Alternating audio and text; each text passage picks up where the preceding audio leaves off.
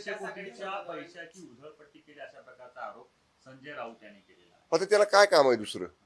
त्यांना म्हणाव तुमच्या लोकांनी ऐनवेळी अर्ज का काढले त्याचा खुलासा करा ना आधी, त्याच्यावर पांघरून घालायचं.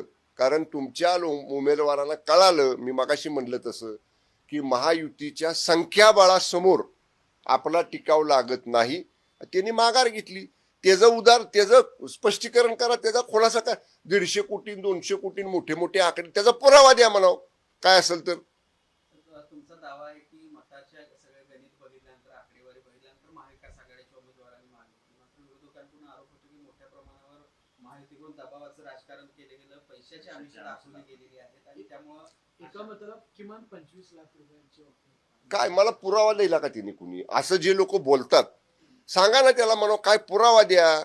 उगाच हवेतल्या गप्पा मारण्यात काही अर्थ नाही. मी काय पहिलं वाक्य काय सांगितलं, मतांचं हे बघा, शिवसेनेची मतं, भारतीय जनता पक्षाची मतं, राष्ट्रवादी काँग्रेस अजितदादा पवार गटाची मतं आणि त्याचबरोबर आमच्याबरोबर असणाऱ्या स्थानिक आघाड्या आहेत.